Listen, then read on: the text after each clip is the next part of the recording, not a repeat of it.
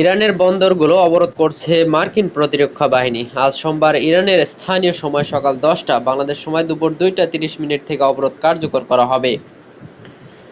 এই অবরোধ কার্যকর হলে ইরানের বন্দরগুলোতে কোনো জাহাজ ভিড়তে পারবে না এবং বর্তমানে যেসব জাহাজ ইরানের বন্দরগুলোতে আছে সেগুলো বন্দর ত্যাগ করতে বাইরে যেতে পারবে না। কোনো জাহাজ যদি অবরোধ অমান্য করে তাহলে সেটি লক্ষ্য করে হামলা চালাবে মার্কিন প্রতিরক্ষা বাহিনীর কেন্দ্রীয় কমান্ড সেন্টকম। গতকাল সামাজিক যোগাযোগ মাধ্যম এক্সে পোস্ট করা এক বার্তায় এই তথ্য জানানো হয়েছে সেন্টকমের পক্ষ থেকে।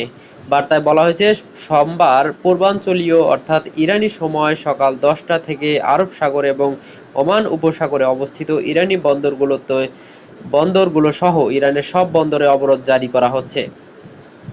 এসব বন্দরে প্রবেশ কিংবা নির্গমনে ইচ্ছুক এবং ইরানের উপকূলীয় এলাকায় প্রবেশকারী সব দেশের জাহাজের উপর এই অবরোধ নিরপেক্ষভাবে কার্যকর করা হবে।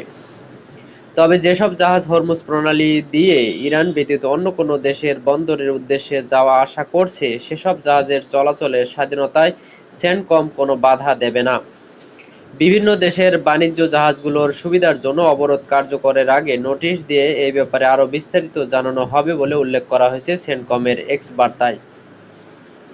পাকিস্তানের রাজধানী ইসলামাবাদে মার্কিন ও ইরানি প্রতিনিধিদের ২১ ঘণ্টার সংলাপ ব্যর্থ হওয়ার পর গতকাল রোববার গুরুত্বপূর্ণ আন্তর্জাতিক বাণিজ্য জলপথ হরমুজ প্রণালীতে অবরোধ জারির হুমকি দিয়েছিলেন যুক্তরাষ্ট্রের প্রেসিডেন্ট ডোনাল্ড ট্রাম্প। তিনি এই হুমকি দেওয়ার কয়েক ঘণ্টা পর এক্সে ইরানি বন্দরগুলোতে অবরোধ কার্যকরের বিষয়ে ভাবছে যুক্তরাষ্ট্র।